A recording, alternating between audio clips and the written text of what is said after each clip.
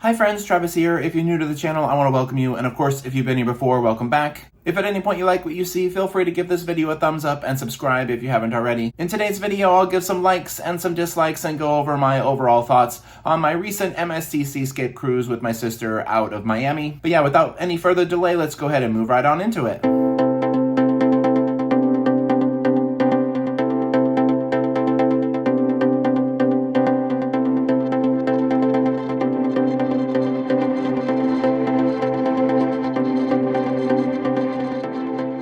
If you've never seen a video like this on my channel before, I start with the dislikes and then end with the likes so we can end on a more positive note. But yeah, so my first dislike is that this sailing for us was way too crowded. The ship overall, I don't really feel like it's designed very well. A lot of small spaces, a lot of tight spaces.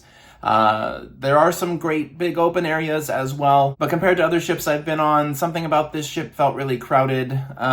We were constantly waiting in line for stuff. We never found loungers unless we would get up at, 6 a.m. But yeah, while this ship can hold over 4,000 passengers, I don't think that's a good idea. Maybe 2,500 to 3,000 is sort of the sweet spot. Any more than that, and I feel like it just would be way too crowded. And then my second dislike, and this is something that MSC gets kind of, flagged on a lot, and that's the food. Some cruise lines and some cruise ships and things have, more options, and it's overall easier to find things that I like. But both my sister and I really struggled with the MSC Seascape. The buffet is huge. There is tons of food, there. But we kept getting things that were cold or, had been sitting there for a while. We had to wait in line a lot at the different buffet stations. The way that the ship is designed, everybody just kind of goes in there at the same time, and it's tight corridors. I don't know.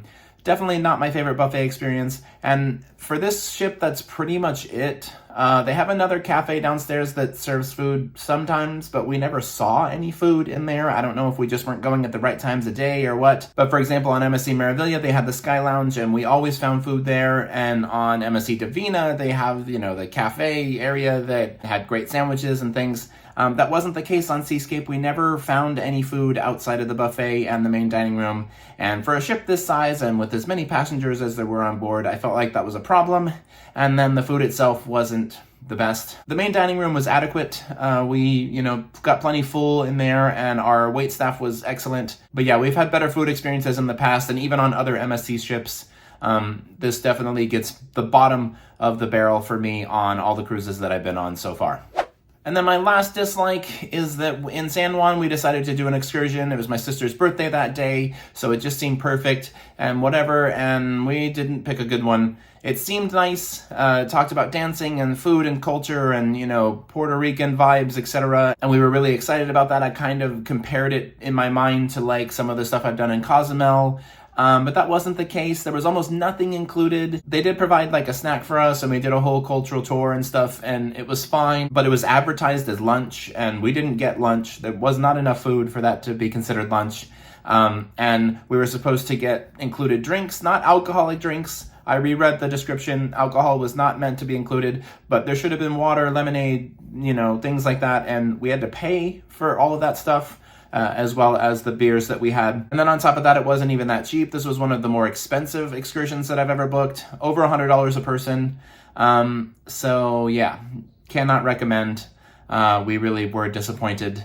And it was long enough that it didn't give us enough time in Puerto Rico to really do anything in San Juan. We had some time to look around the shops and stuff before getting back on board the ship, but we didn't have time to go eat anywhere or explore anything beyond the immediate cruise port area because our subpar excursion took up most of the time that we were in port. That's it for dislikes. I will say that as an honorable mention for dislikes, we didn't really have good luck with the Wi-Fi. It wasn't bad, wasn't the worst I've ever had, but just be aware, I think because of how many people were on board the ship, the Wi-Fi was bogged down a lot of the time. And so, certain times of day, it would go in and out and, whatever. But it wasn't bad enough to make a bullet point on the list, but I thought I would mention it. For my first like, I have to say that this was a beautiful ship, possibly the most beautiful ship I've ever been on. It has that elegant MSC vibe with, high-end furnishing, Swarovski staircases, things like that. Definitely new and fresh and beautiful. State-of-the-art with fancy elevators, etc. Yeah, so the ship itself was very beautiful. I was awestruck the second that we walked in. And even 7 days later when we were leaving, I was still like, man, what a really gorgeous ship.